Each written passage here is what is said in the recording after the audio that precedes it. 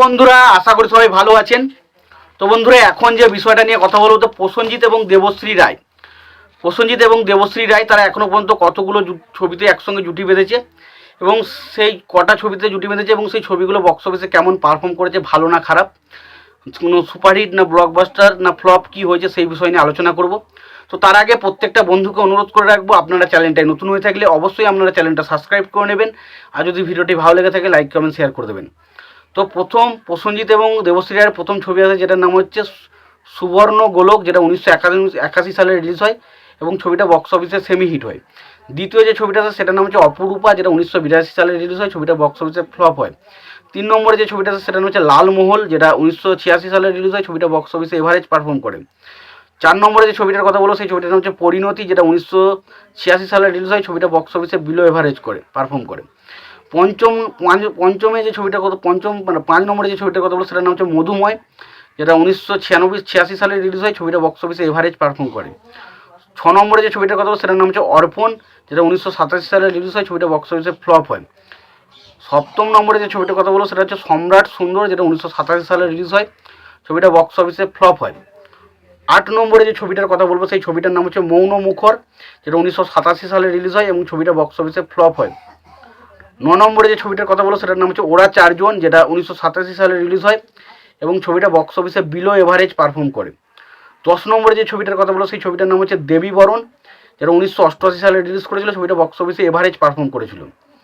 তারপরে 11 নম্বরে যে ছবিটার কথা বলো সেটা হচ্ছে চোখের আলোয়, যেটা 1988 সালে রিলিজ করে, ছবিটা বক্স অফিসে হিট হয়। 12 নম্বরে যে ছবিটার কথা বলো সেই ছবিটার হচ্ছে অপরাহ্নের আলো, যেটা 1989 সালে রিলিজ হয়, ছবিটা বক্স অফিসে ফ্লপ হয়।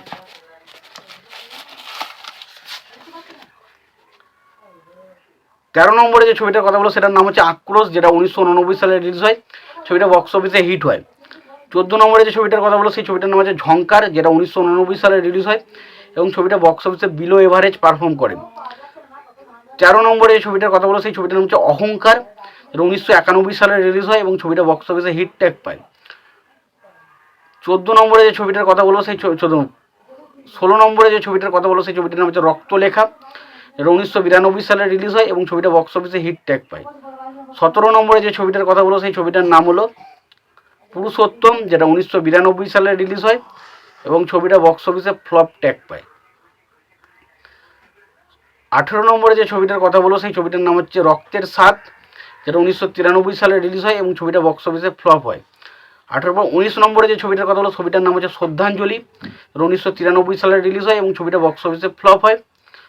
তারপরে 20 নম্বরে যে ছবিটার কথা বলো ছবিটার নাম হচ্ছে নটি বিনোদিনী, যেটা 1994 সালে রিলিজ হয় এবং ছবিটা বক্স অফিসে ফ্লপ হয়।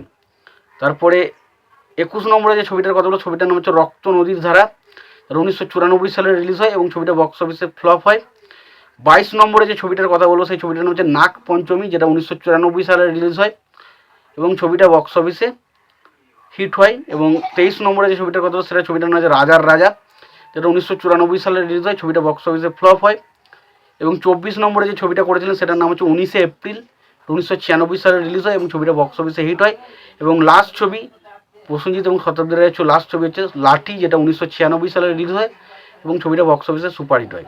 তো এই ছিল প্রসেনজিৎ এবং শতাব্দী রায়ের অল সিনেমার বক্স অফিস কালেকশন লিস্ট। তো এই বিষয়ে তোমাদের কি মতামত তোমরা জানিও। তোমাদের যদি ভিডিওটি ভালো লেগে থাকে লাইক কমেন্ট শেয়ার করে দিও, আর চ্যানেলটা যদি নতুন হয়ে থাকো অবশ্যই তোমরা চ্যানেলটা সাবস্ক্রাইব করে নিয়ে পাশে বেল আইকনটা অবশ্যই প্রেস করে দিও। ভালো থেকো, সুস্থ থেকো, দেখা হচ্ছে পরের ভিডিওতে।